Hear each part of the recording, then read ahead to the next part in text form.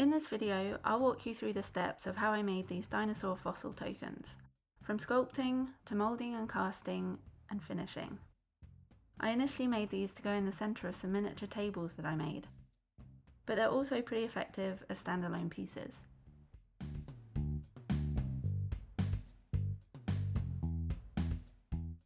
To start, I flattened out a lump of monster clay. It's a sulfur-free, oil-based clay and comes in different grades and colours. Here I'm using the hard grade. I use my metal sculpting tools to smooth it out and pop any air bubbles so that I have an even surface to build on. I used a round punch to cut out the circle and cut the rim off the top of a small measuring cup to achieve a smooth, raised edge. I filled in the outside edge with clay, then it was ready for the fun bit. I gently scribed the rough shape to make sure the spacing looked right before sculpting the dinosaur. To start the sculpt, I lay down little sausages of clay to block out the rough shape of the skull, the jawbone, and the spine. Straight out of the packet, this hard grade monster clay is super firm, but when you warm it up it becomes soft and malleable. I warm it up with my hands for the initial stages of the sculpt. Then as it cools, it hardens to its original state and you're able to carve sharper details without losing definition. I roll out more sausages to make the tiny T-Rex hands. Then a bit of refining. Once I'm happy with the overall look, I use a bit of lighter fluid that I brush on with a paintbrush, then smooth out any rough areas. Next, we make the mould. To create the mould box, I used the top of a plastic cup that was roughly 1 centimetre bigger than the dinosaur circle and glued it into place around the sculpt. To calculate the volume of silicone that you'll need, multiply the length by the width by the height of the mould box. In this case, 6 by 6 by 1 equals 36, so we'll round it up to 40 millilitres. I'm using Mould Star 30, a platinum silicone by Smooth On. It's a 2-part silicone mixed in equal parts, so to get the 40 millilitres needed, I measured out 20 millilitres of part A and 20 millilitres of part B before mixing them together. This silicone has a generous pot life of 45 minutes, meaning it will stay liquid and workable for 45 minutes. Plenty of time to mix it up thoroughly and pour it over the fossil sculpt. One of the reasons why I chose to use this silicone is that it doesn't create too many air bubbles, so degassing isn't usually necessary. It's still good practice to pour a steady stream into one side of the mould box and let the silicone self-level to reduce the risk of introducing air bubbles.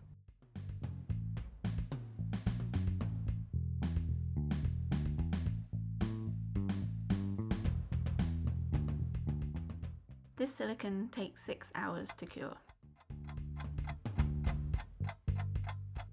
After that, you can demould. I used a knife to carefully cut away the mould box wall, then peeled the mould away from the sculpt. The mould looks great, so it's time for casting.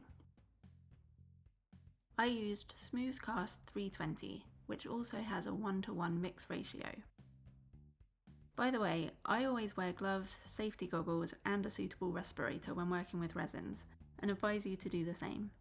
After giving the bottles a shake, I poured out equal parts of part A and B. Since the piece is small, I eyeballed the amount, and estimated that 5 ml would be plenty to fill the mould, so I measured out 2.5 millilitres of both parts. This resin has a short working time of just 3 minutes, so you have to work quickly once the two parts are combined. Make sure to scrape the sides and the bottom of the mixing cup. It's really important to mix it thoroughly, so that it cures evenly. Like with the silicone, I pour it into the mould in one spot and let it find its level.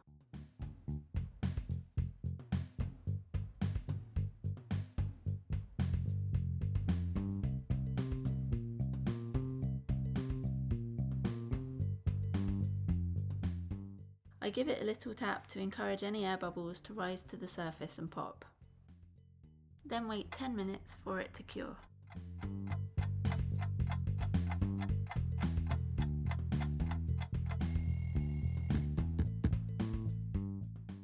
Once set, I prise away the silicone from the resin and pop it out. And we see if all the details were captured. Looks pretty good. Now onto the finishes. To emphasize the details and create a bone colour finish, I used a water-based wood stain, antique walnut colour. I painted it on liberally, then patted some of the excess away with paper towel.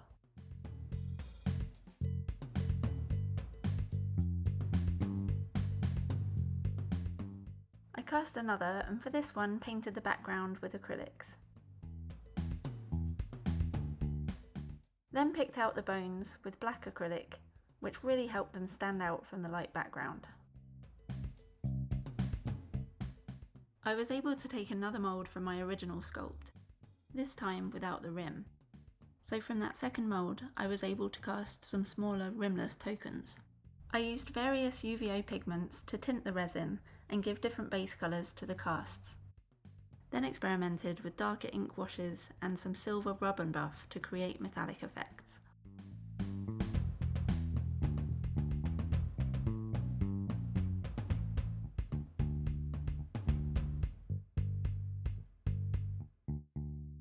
The final step was to cover them in a layer of clear epoxy resin to seal the finishes and give them a layer of protection. For that I used art resin. I won't get into the details of that part of the process in this video, but I just want to thank you so much for watching. I really hope you found something helpful in the moulding and casting processes. If you did, please like and subscribe. It will be so appreciated. Here's a selection of the finished pieces. See you next time. Until then, happy making.